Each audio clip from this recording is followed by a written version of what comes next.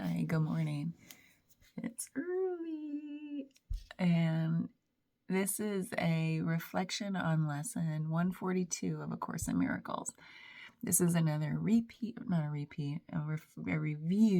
of two prior lessons. So again, each one of these next, 9 now lessons starts with, my mind holds only what I think with God. And this is a review of lessons 123 and 124. 123 says, I thank my Father for his gifts to me. And number 124 says, let me remember I am one with God. And I think just my personal, where I am with these lessons is I don't really know. I guess I'm questioning if, I feel these much deeper than the surface level kind of language, like my Father, his gifts, like all of that stuff, that it's baked in. It doesn't resonate with me. Like I think of God bigger than those pronouns. And so what's challenging, I think, or what I'm trying to come up with new language for, or really questioning, does this text really think of God in the way that I think of God? If not, that's okay. I've been taking what resonates, leaving the rest anyway. But part of me wonders, does it still think of God as this he and this Father and this limited being? I don't think so, but it sure likes to use that language. So anyway, all that aside, when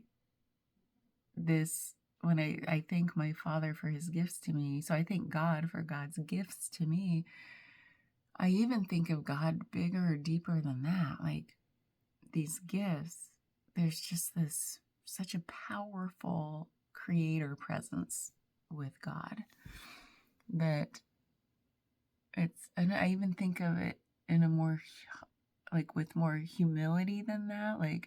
Oh, I received gifts. Oh, no. There's just, God is us. We are God. There's this ever-present consciousness, or whatever you want to call it, this God stuff that pervades the universe, whatever even the universe is. It's just this, it's so big we can't comprehend, right? It's the thing that created everything that's still infused in everything and infused in us. And we all share that common part of that. Like there's a piece of us that's uniquely our personality. There's a piece of us that is God itself that all of us share. And that's our connection with each other.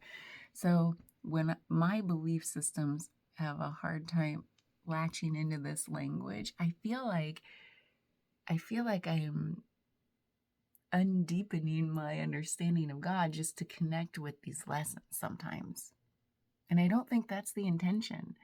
I feel like the intention is they're trying to deepen people's understandings of God and have it resonate more deeply within us. So maybe this text, maybe it's just not for me anymore. I'm just being real with how I feel day by day with it. So I'm going to keep going and taking what resonates, because there's such beauty in this text and in these lessons. So, but I'll just be honest where I feel like it doesn't resonate, or I feel like it's a little bit too superficial still. The part I did resonate with, this remembrance of a review of a lesson, was 124. Let me remember I am one with God. I just said that. So yeah, obviously I believe that. I am one with God energy, God presence, whatever creation energy created everything that we see and feel, even in what we don't see. And that's the part that's humbling, isn't it? That there's this whole other world that doesn't exist within our limited visual spectrum, auditory spectrum, even our ability to feel textures by just these little sensors we have in our skin, our layers of skin. Like there's so much more. Like there are beings out there that sense more vibration. Some humans can get there, but it's like we're so limited with our sense receptors. And yet we think, oh, that's all that is. That's a very not humble way of seeing the world.